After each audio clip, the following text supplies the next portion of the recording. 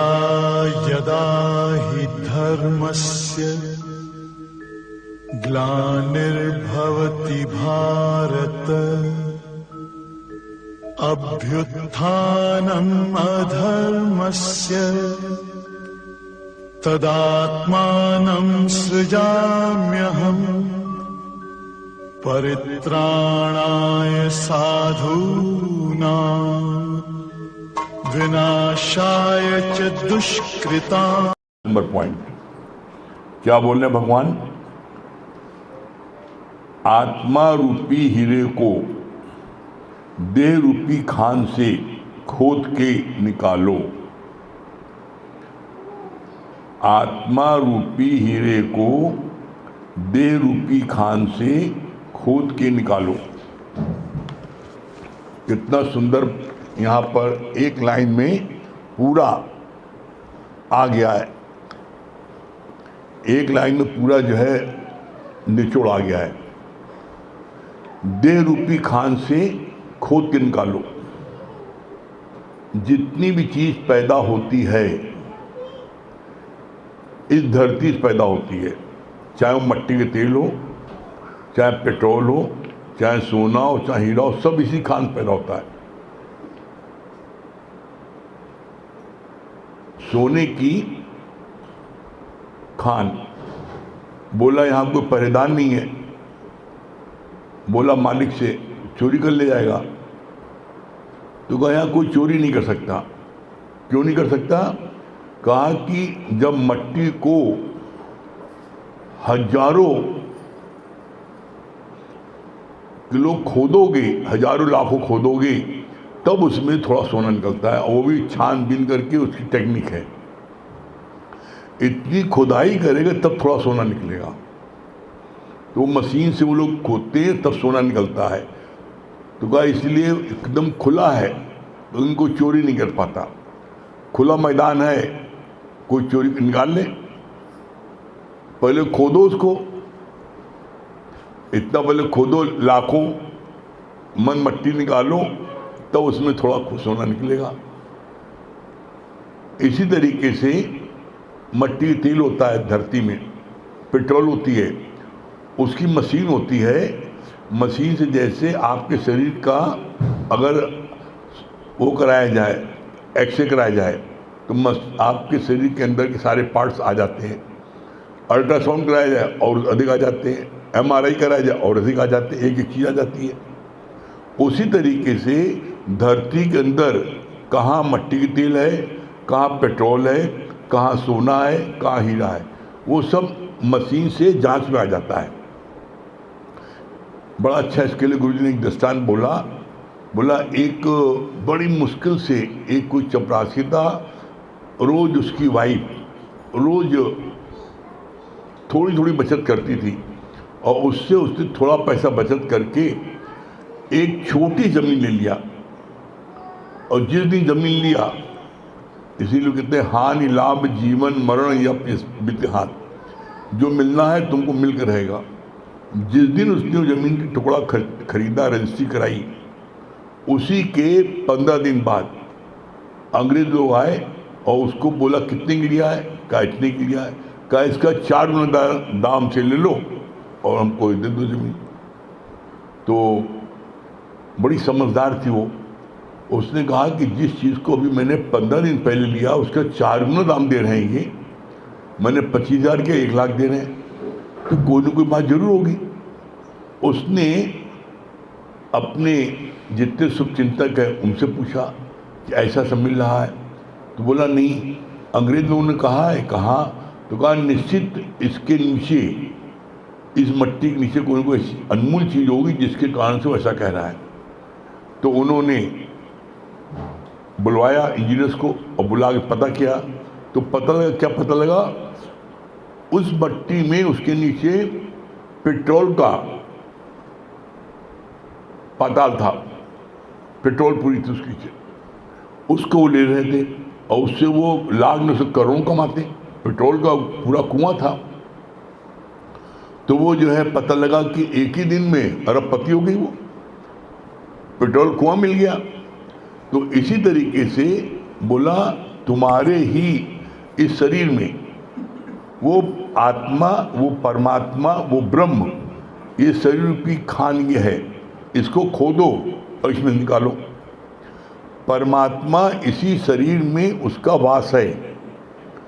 अब उसको तुम्हें खोद के निकालना है। जैसे मट्टी को हजारों गन खोदा जाता है तब उसमें सोना निकलता है, पेट्रोल निकलती है, मट्टी तेल निकलता है। उसी तरीके से जब तुम इसको खोदोगे तो इसमें से तुम्हारा वो परमात्मा निकल आएगा। इसी बात को गुरुजी ने बोला है, सूना सकना कोई नहीं, हर के अंदर लाल, और मूर्ख गण खोले नहीं, करनी भय कंगाल। लाल माने वो परमात्मा, वो परमात्मा हर एक के अंदर विराजमान है। उस परमात्मा को तुम्हें खोजना पड़ेगा। विराजमान तो है लेकिन खोजना पड़ेगा। तुम सोचो कि तुम्हारे को बिना खोजे मिल जाए तो संभव नहीं है। जैसे सोना है इफरात उस मट्टी के नीचे, और आपको सोना ऐसे मिलेगा नहीं, उसको खोदना पड़ता है, जांचना पड़ता है, तब सोना निकलता है। इसी तरीके से हिंदुस्तान को सोने की चिड़िया क्यों बोला जाता है? हिंदुस्तान के हर उसमें शहर में, वहाँ की मट्टी में खास बात है। खास बात क्या है? जैसे पश्चिम तरफ मुरादाबाद, मेरठ, उस तरफ वहाँ की मट्टी में ऐसी खास बात है कि बर्तन में जो कलाई होती है वो कभी नहीं उतरती। कहते मुरादाबादी कलाई है क्या? वो कभी उतरती नहीं, मुरादाबाद कलाई। तो उस वहाँ जितने कारीगर थे मोस्टली मोहम्मदन्स थे, तो उन्होंने कहा कि इसका कारखाना हम पाकिस्तान में लगा लें। उन्होंने भी कारखाना लगाया और उन्होंने इस चीज़ को जब वहाँ किया तो वहाँ पर किसी की वो कलाई नहीं हो पाई जो मुरादाबाद में होती थी। तो खोजा गया तो ये पता लगा कि मुरादाबाद के वहाँ के मट्टी में, वहाँ के वातावरण में ऐसी चीज़ें जिसकी वजह से जो बर्तन कलाई होती है वो उतरती नहीं। इसीलिए जितने भी स्टील के बर्तन बनते हैं उसकी सारी फैक्ट्रियाँ मुरादाबाद में हम लोगों ने देखी है। हमसे प्रेमा जी ने पूछा था कि दूसरे की जगह सत्संग में और यहाँ में फ़र्क क्या है। मैंने उनको बोला, हमने कहा जैसे मुरादाबाद में जैसे चक्की होती है तो उसमें चक्की में आप गेहूँ डालो, चना डालो, जो डालो पिस के आ जाता है। गेहूँ डालो आटा आ गया, चना डालो बेसन आ गया। हमने कहा इसी तरीके से मुरादाबाद में वहाँ डाई होती है, गिलास की डाई है, ऊपर से उन्होंने रॉ मटेरियल डाला और गिलास की जो डाई है खट गिलास बनता निकलता है, खूब तेज़ी से गिलास बन रहा है। किसी जगह कटोरी बन रही है, हम लोग सब देखा है जा करके। तो वहाँ पर कहीं कटोरी बन रही है, कहीं गिलास बन रहा है, कहीं परात बन रही है, कहीं लोटा बन रहा है, ऐसे डाई बनी है और उसमें से खट कर निकल रहा है। ऊपर से मटेरियल डालते हैं और नीचे से वो खूब तेज़ी से निकलता है। हमने महसूस किया है कि और दुनिया के सत्संग में और यहाँ फ़र्क है।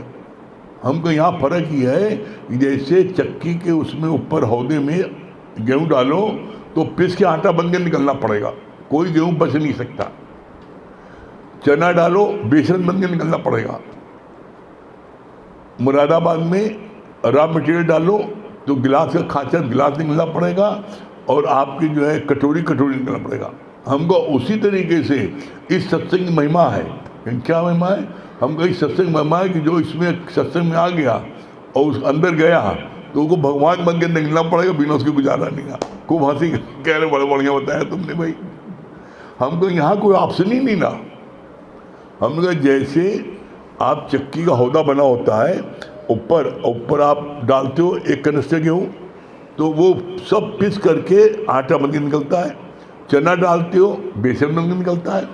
हमका इसी तरीके से मुरादाबाद में हम लोगों ने देखा, रॉ मटेरियल ऊपर डाला तो उधर गिलास बन के निकल रहा, पट एक तरफ गिलासिया निकल रही है, एक तरफ कटोरी निकल रही है। हमका इसी तरीके से हमारे प्रमला भगवान के सत्संग में ये जो डाई है, यहाँ भगवान की डाई है, ऊपर रॉ मटेरियल डाला, मतलब तुमको डाला, अब तुम्हें उसके अंदर से निकलना ही पड़ेगा भगवान बन के, कोई दूसरा ऑप्शन नहीं ना। और सत्यता है ये महिमा है गुरु के मारे कि यहाँ पर तुम आ गए, चाहे मन से आओ और चाहे बेमन से आओ। यहाँ पर ये नहीं ना तुम बेमन से आके बैठे हो। जैसे चक्की में हौदे में गेहूँ पड़ा, अब चाहे बेमन से हो, चाहे रोता हुआ है, चाहे हंसता हुआ है, बनना उसको आटा है। उसी तरीके से यहाँ तुम चाहे मन से आओ, चाहे बेमन से आओ, चाहे री से आओ, चाहे जी जाओ, जैसे भी आओ, तुम आ गए ना, आ गए तो तुम्हें भगवान बन के निकलना ही पड़ेगा, कोई दूसरा ऑप्शन नहीं है। ये मैंने यहाँ महसूस किया। तो प्रेमा जी बहुत खुश हुई, बड़ा खूब कह, बहुत अच्छी बात बताई। हमने कहा हमने महसूस किया है, हमने को बोला, और ये सत्य है कि इलाहाबाद में राम किंकर जी महाराज आते थे, बड़ी सुंदर कथा कहते थे रामायण पर, बहुत सुंदर करते थे। राम भगत राम नारायण जी वो आते थे, और उन दिनों हम बहुत अधिक माया में डूबे थे। मेरा कम से कम महीने में 20 दिन मेरा बाहर का मेरा टूर रहता था, बॉम्बे दिल्ली सब ऑल ओवर इंडिया, पूरा मेरा प्रोग्राम बन के जाता था और 20 दिन बाहर रहता था। बहुत व्यस्त रहने के बावजूद हमको उनकी कथा इतनी सुंदर लगती थी, इतनी अच्छी कथा करते थे कि हम उस कथा को छोड़ते नहीं थे। 10 दिन रहते थे और हम 10 दिन जरूर सुनते थे। सारे प्रोग्राम कैसे मैंने कथा सुनेंगे, और हमने कहा हम जब सुनते थे इतना भीग जाते थे, इतना आनंद आता था, मैंने उतना आनंद अनुभव कभी नहीं किया, बड़ा आनंद आता था। लेकिन हमने एक बात सत्यता ये है, आता बहुत था लेकिन बदला बिल्कुल नहीं था। ये जितने हिगड़ी सिगड़ी खुराफात वो सब सारी कार्रवाई सब चल रही थी, बड़ा आनंद आता था। और जितनी देर बैठते थे उतनी देर खूब प्रसन्न होते, क्या बढ़िया बताया। लेकिन जीवन में कोई चीज़ नहीं आया था। जैसे चंदन के पेड़ में बड़े विषैले सर्प लपटे रहते हैं, उनको बड़ी ठंडक मिलती है लेकिन उनका जहर नहीं निकलता, उनको लपटे रहते ठंडक मिलती है, और जिसको काटते हैं वो डर कर मर जाता है। उसी तरह हमका इतना जहर भरा था, इतना दोस्त थे, इतने विकार थे, निकले एक नहीं थे। लेकिन गुरु जी के शरण जब आए, जब इस सत्संग में आए, तो यहाँ पर कैसे विकार विषय भागे हैं। हमने कहा एकदम उसी तरीके से जैसे गेहूं में बहुत घुन लग जाए और कितना कोशिश करो गेहूं में से घुन निकालने की, वो नहीं निकलता। कितना नोचो, कितना सूप से उसको झाड़ो, पोछो, बीनो, कुछ कर लो, वो नहीं निकलता। लेकिन उसी गेहूं को, कनस्टर में भरा हुआ गेहूं को आप छत पर तेज धूप के आगे सिर से फैला दो, और उसके बाद बीन बजाते रहे, हे गुरु महाराज मत भागो, अब तो ही रहो। उसके बावजूद सब भागते थे पीछे। क्यों भागते हैं? क्योंकि घुन को इतनी तेज गर्मी लगती है, इतना जलने लगते हैं वो, कि वो जल के भस्म हो जाए। जैसे उनको गर्मी लगती है, जलने लगते हैं, उसे वो हाथ छोड़ भागते हैं। जैसे आप गर्मी के दिनों में अगर आप कहीं किसी खुले इलाके में रहते हैं तो आपको सूर्य की इतनी तेज गर्मी लगती है, आप व्याकुल जाते हैं और आप छाई ढूंढते हैं, भागते हैं। उसी तरीके से घुन उस गेहूं से इतनी तेज भागते छाई में, आपको कोई मिन्नत नहीं पड़ती। हमने कहा ठीक इसी तरीके से जो यहाँ पर अपने को सत्संग में ला के डाल देता है, सत्संग में ला करके पटक देता है, उसके अंदर से भी विषय विकार एकदम उसी तरह भागते हैं जैसे गेहूं में गुण भागता है। और इसीलिए ये बात गारंटीड गुरु ने बोला है, इस दर पर कोई आ जाए और उसके अंदर में विकारों में कमी ना जाए, जो आपका क्रोध, पहले क्रोध सत्संग में आने के पहले जो क्रोध आपको होता था, पता लगता था कि 100 डिग्री क्रोध है। जिसने जरा से कुछ बोला, यहाँ तक मैंने अपनी आंखों से देखा है, जो माँ अपने बच्चे को अपनी जान से ज़्यादा प्यार करती है, वही माँ अपने बच्चे को जब क्रोध में आ जाती थी तो दोनों हाथ ऐसे मारते मारते और सिर जो जा करके दीवार में बुला देती थी। क्रोध में, इतना क्रोध में विवेक शून्य हो जाता है। और जब दीवार में आके ऐसे पटक देती थी तो उस समय जो उसके जब फूल जाता, खून निकलती थी, तो फिर वही माँ रोती थी, कहा क्या कर डाला हमने। वही वहाँ पे रोती थी, क्या कर डाला, क्यों क्रोध में कर दिया। तो इसी तरीके से यहाँ पर है, यहाँ पर कोई भी विकार ऐसा नहीं है जिसमें कमी ना आ जाए। आप देख लो, अपने जीवन में देख लो, आप सत्संग कोई 1 हफ्ते से आ रहा है, कोई 1 महीने से आ रहा है, कोई 1 साल से आ रहा है और कोई 25 साल से आ रहा है। जिसने भी मात्र 1 हफ्ते सत्संग सुन लिया मनमना भाव होकर के, उसके अंदर से आप देख लो, क्रोध में पहले 100 किलोमीटर की स्पीड से क्रोध आता था। जैसे ही किसी ने कोई बात बोली, तड़ से आपने उसका जवाब दिया, मारा पीटा गाली बक्की, इमीडिएट एक्शन का रिएक्शन होता था। आज आप देख लो, इमीडिएट रिएक्शन होता है? नहीं होता। आपके क्रोध में कुछ न कुछ कमी आ गई।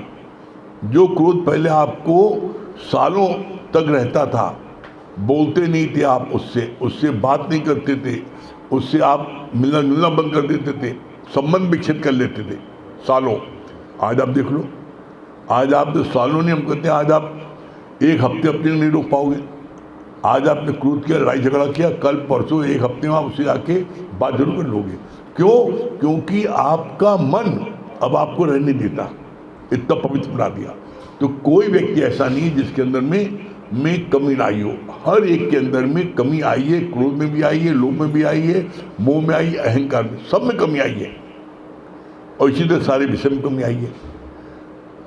सिर्फ हम अपने अंदर से उस परमात्मा को हमें प्रकट करना है जो मेरे अंदर है। यही बात यहां बोली। कितना अच्छा पॉइंट है आज का। आत्मा रूपी हीरे को देह रूपी खान से खोद के निकालो। ये जो देह रूपी खान है, इसी में से आत्मा रूपी हीरा छुपा है, इसी में प्रकट करना। इसीलिए कहा जाता है दूध की एक एक बूंद में मक्खन है, लेकिन दूध में से मक्खन प्रकट करने के लिए उसका एक प्रोसेस है। दूध को गर्म करो, गुनगुना करो, जामुन डालो, रात भर रखो, सुबह दही जम जाए, मथानी चलो, मक्खन निकल आएगा। उसी तरीके से यहाँ प्रोसेस है। श्रवण, मनन, निध्यासन, वहाँ एक प्रोसेस है। सिर्फ दूध में जामुन डालो, दही जमे, तब निकलेगा मक्खन। यहाँ 2 प्रोसेस है। जो सरल लगे अपना लो। पहला श्रवण, गुरु के वचनों को तेल धारा पर सुनो। फिर दूसरा मनन, मन को मनाओ, गुरु ने जो वचन कहे हैं वो मेरे जीवन में 100% उतरे हैं। अगर नहीं उतरे हैं, 10% उतरे हैं तो 90% उतारो, 90% उतरे हैं तो 10% उतारो। मतलब आपको 100% जब आप वचन उतार लोगे तो 100% आपके विकार और विषय निकल जाएंगे। आप उतारो तो 50% और चाहो 100% शुद्धता हो जाए, कैसे होगा? 100%। जिस दिन, जिस पल, ये गारंटीज कर रहे हैं, अपने जीवन के अनुभव कर रहे हैं आपको, जिस पल 5 विकार, काम, क्रोध, लोभ, मोह, अहंकार, 5 विषय, शब्द, स्पर्श, रूप, रस, गंध, राग, द्वेष, ईर्षा, जलन, सड़न, कुड़न, ये सारी चीजें जिस पल निकलेगी, जिस पल निकल जाएगी, हम बोल रहे हैं, उसी पल आपके अंदर से इस धरती रूपी देह से परमात्मा प्रकट हो जाएगा। वो आप महसूस करोगे। कैसे? जैसे बीज में आपने धरती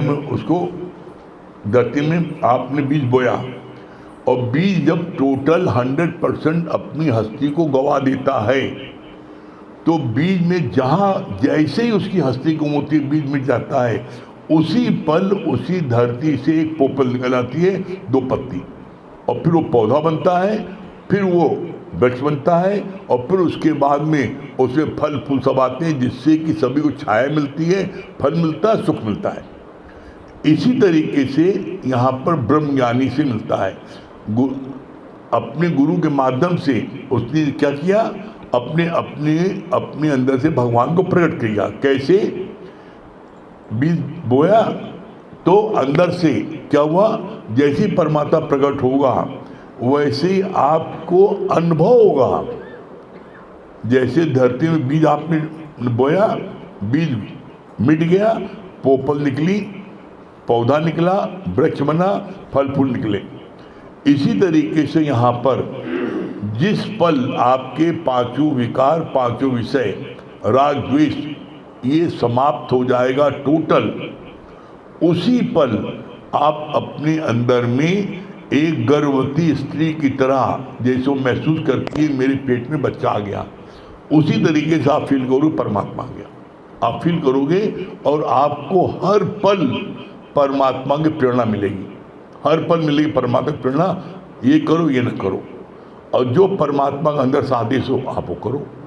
गारंटी है कि आपको परम आनंद की प्राप्त होगी।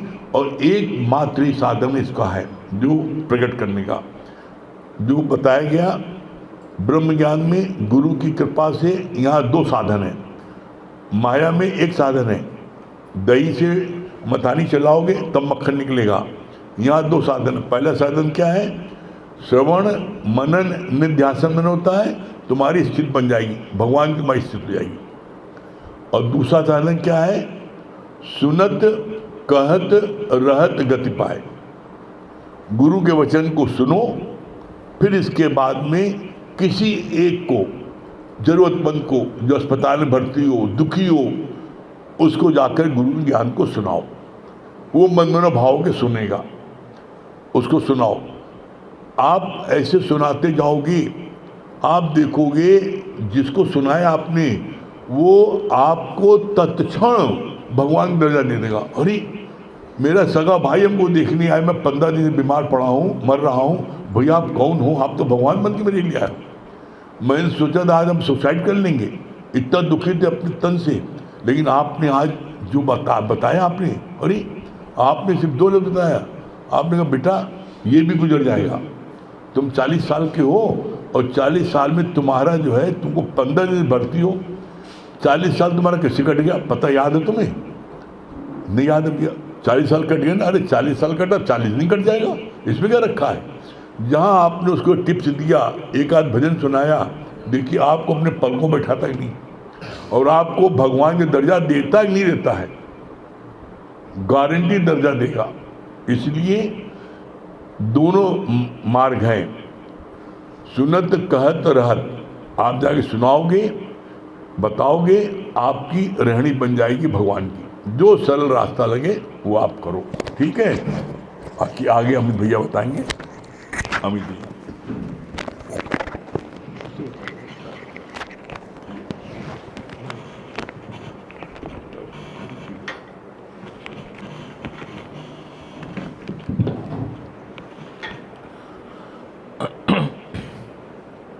सभी को हरिओम। देखिए, जैसे अभी बात चल रही थी परमात्मा की आवाज़ की, तो ये भाव आ रहा था कि परमात्मा की आवाज़ आती कब है? जब अंदर क्लियरिटी हो, अंदर प्योरिटी हो। अगर अंदर ज़रूरत से ज़्यादा ट्रैफिक होगा तो परमात्मा की आवाज़ कहाँ आएगी?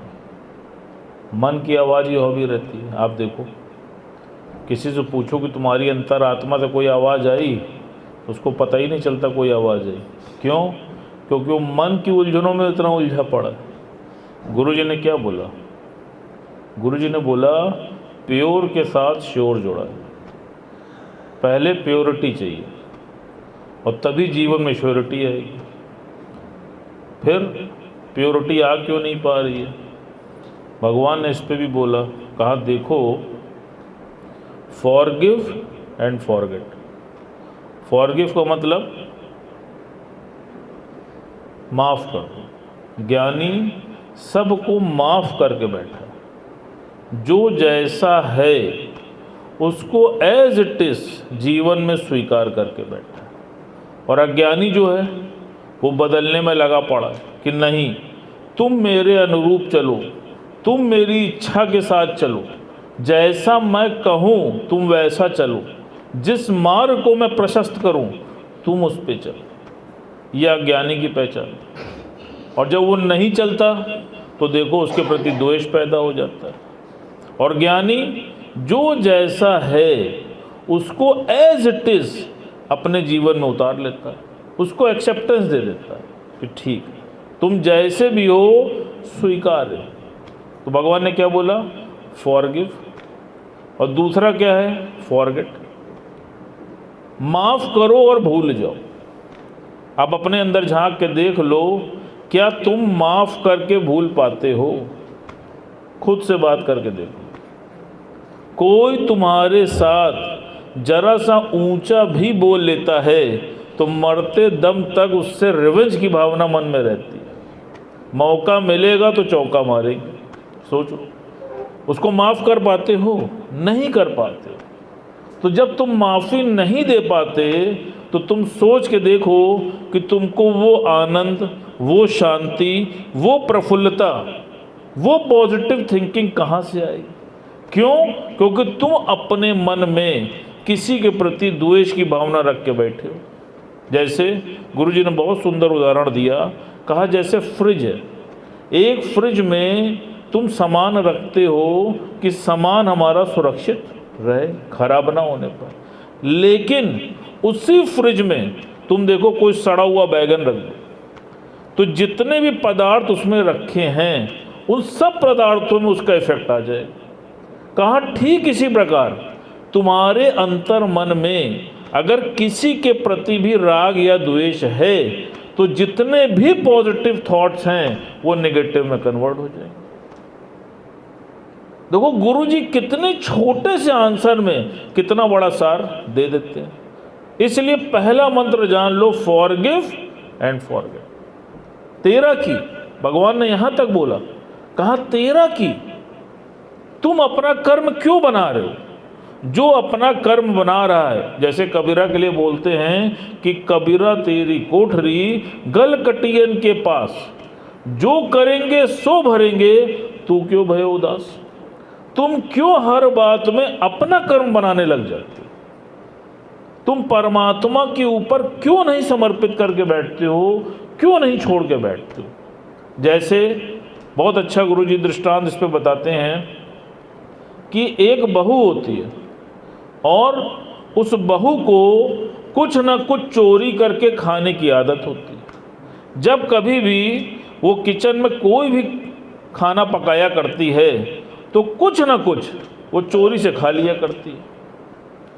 उसको लिट्टी खाने का बड़ा शौक था। एक बार जब वो किचन में कार्य कर रही थी तो उसको लिट्टी खाने का मन हुआ, तो उसने सोचा क्यों ना लिट्टी बनाई जाए। तो जब वो लिट्टी बनाने लगी उसी समय उसके किचन की गैस खत्म हो गई। अब उसको लिट्टी की बड़ी तलब थी कि लिट्टी तो खाना है। तो उसने देखा कि पास में ही एक मुर्दा जल रहा था। तो उसने क्या किया, वो लिट्टी लेके उस मुर्दे की अग्नि में उसने लिट्टी को पका लिया।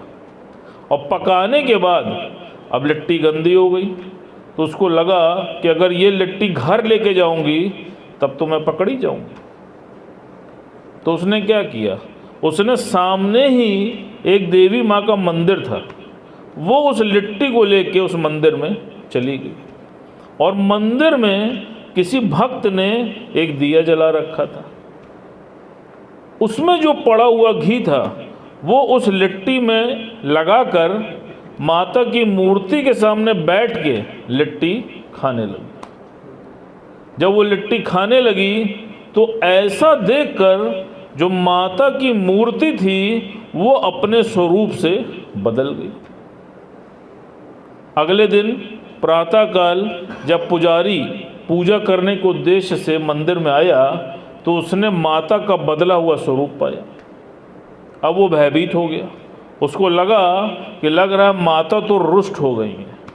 अब यहाँ पे बहुत विकट समस्याएं आने वाली हैं और भयभीत होने के कारण उसने गांव के सरपंच को बुलाया और एक सभा का आयोजन किया और सभी गांव वासियों से ये चर्चा की कि लगता है कि कोई अहित कार्य होने के कारण माता हम सबसे रुष्ट हो गई, अतः क्यों ना हम लोग इनके लिए यज्ञ और अनुष्ठान की व्यवस्था करें, जिससे कि माता का जो स्वरूप है वो वापस आ जाए। सभी गांव वालों ने खुलकर सहयोग किया और बहुत अनुष्ठान और पूजा और यज्ञ का आयोजन किया, लेकिन उसके बाद भी जो माता की मूर्ति थी वो वापस अपने स्वरूप में नहीं आ पाई। जब ये बात उस बहू को पता चली तो उसने जाके पुजारी जी से बोला कि पुजारी जी, मैं माता की मूर्ति को उनके स्वरूप में वापस ला सकती हूँ, लेकिन मेरी एक शर्त है। कहा क्या? कहा जब मैं मंदिर में होंगी तो मेरे और माता के सिवा कोई भी मंदिर में नहीं होगा। कहा ठीक है, मंजूर है। ऐसा ही हुआ। जब वो मंदिर में माता के सामने गई तो उसने माता से बोला कि माता एक बात बताइए, लिट्टी मेरे घर की, अग्नि शमशान की, और जो घी है वो किसी भक्त का दान किया हुआ, तो तेरा की, तुम क्यों नाराज हो? उसकी ये बात सुनते ही माता अपने स्वरूप में वापस आ गई। बड़ा उसकी जय जयकार हुई। तो भगवान ने इसका सिद्धांत बताया। कहा कि देखो, तुम्हारे करने से कुछ हो सकता है क्या? आप बताओ। करनहार कोई और है। भगवान ने बोला, कहा बुद्धिमान कौन है जो अपने कर्मों की सुजागी पर ध्यान दे। ज्ञान आपको क्या सिखाता है? ज्ञान आपको सिखाता है सुजागी। आप देख लीजिए, ज्ञान में आने के बाद क्या आज आप उतनी गलतियां कर पाते हो? अपने अंदर झांक कर देखो। जितनी गलतियां अनायास पहले हो जाया करती थी, क्या आज उतनी गलतियां होती हैं? जब कभी भी कोई भी गलत कर्म किसी भी क्षेत्र में, चाहे वो आपके व्यापार में हो, चाहे आपके घर में हो, चाहे आपके परिवार में हो, आप देख लेना, जब कभी भी कुछ किसी भी गलती की तरफ आप अग्रसर होते हो तो कैसे गुरु तुमको थाम लेता है, कैसे अंदर से प्रेरणा आ जाती है कि नहीं, ये कार्य तुम्हारे लिए शोभायमान नहीं है। और पहले ज्ञान में आने से पहले उसी कार्य को करने में अपनी शोभा समझते थे। क्यों? क्योंकि अंदर अहंकार था, किसी को झुकाने में आनंद आता था। और ज्ञान का परिणाम क्या हुआ? अब झुकने में आनंद आता है। आप सोचो कितनी बड़ी उपलब्धि है। आप किसी के आगे झुक जाते हो, नहीं भैया बहुत अच्छा, जो दिया परमात्मा ने बहुत दिया। आप देखो सारी बलाओं से बच जाते हो कि नहीं बच जाते हो? कोई तुम्हारे दिमाग में स्पेस लेता है? आप देखो, पहले हर आदमी को दिमाग में रखते थे, आज हर आदमी को दिल में रखते हैं। कितनी बड़ी बात है, आप सोच के देखो। क्यों? क्योंकि गुरु की कृपा तुम्हारे ऊपर हो गई है। गुरु ने तुमको वो दिव्य दृष्टि दे दी, और जब तुम गुरु की दृष्टि से उस व्यक्ति को देखते हो तो तुमको उससे बैर विरोध नहीं होता, तुम उसमें अपना आप देख पाते हो। इसलिए पहले भी बात चली है, मन मति डुबोए गुरु मति तारे, तू चलना मेरे मन गुरु के इशारे। अपनी मन की गति को याद करके देख लो, कैसी जीवन में दुर्गति हो गई थी, कितना उदास हो गए थे, कितना डिप्रेशन में आ गए थे, कितना दूरी पैदा हो गई थी। आप देख लो, घर वालों से ही दूरियां हो गई थी। क्यों? क्योंकि मन की गति से चल रहे थे। आज आप देख लो कैसी संगति मिल गई। क्यों? क्योंकि गुरु की मति से चल रहे। आज इतना उत्साह, इतना प्रेम, इतना आनंद किसी भी महफिल में महसूस होता है क्या? बता दो सच सच। बहुत धीरे बोल रहे हो यार, ताकत नहीं लगा रहे। बताओ, सिर्फ ये मेरा अनुभव है। आप यहाँ पर आके सिर्फ अपने प्रेमियों के चेहरे को ही देख लो तो भी मुझे लगता है कि 2 बोतल खून बढ़ जाता है। जैसे संडे को बोलते हैं ना बड़ी बोतल, तो रोज पाव भर वाली तो चढ़ी जा रही है। इसीलिए यहाँ पे सबका हीमोग्लोबिन और सबका ग्लूकोज नॉर्मल है। आप देख लो, सबके चेहरे में लाली है। आप देखिए क्यों है? क्यों? क्योंकि गुरु की मति से चल रहे हो। सबकी मति एक हो रखी है। और पहले क्या था? सबकी मति अलग अलग, किसी की फ्रीक्वेंसी किसी से मैच ही नहीं कर रही। आज सबका जियो सिम हो गया, सबका एक ही नेटवर्क हो गया। आप देख लो, तो एकता में ताकत है कि नहीं है? देखो, तो इसलिए सिर्फ इतना ही संकल्प करना है, फॉरगिव एंड फॉरगेट। जो जैसा है, आप समझ लो ज्ञान का फर्स्ट स्टेप यही है कि उसको एज इट इज स्वीकार करो। समझ लो कि गुरु इस रूप में मेरी परीक्षा ले। जब तुम अपना ये थॉट रखोगे तो तुम देख लेना कि तुम बहुत आसानी से परीक्षा दे दोगे। और जब ये थॉट नहीं रखोगे, उसको तुम व्यक्ति समझ के चलोगे, तो तुम देख लेना कि तुम उसको एक्सेप्ट नहीं कर पाओ। और यही पुरुषार्थ है और यही ज्ञान है। जो ऐसा करेगा, आप देख लेना उसको जीवन में हर पल आनंद ही आनंद रहेगा। हरिओम।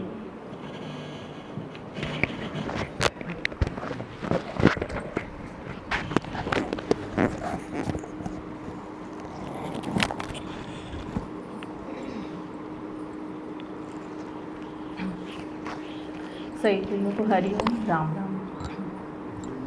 तेरी एहसान का बदला चुकाया जा नहीं सकता। तेरे एहसान का बदला चुकाया जा नहीं सकता। प्यार ऐसा किया तूने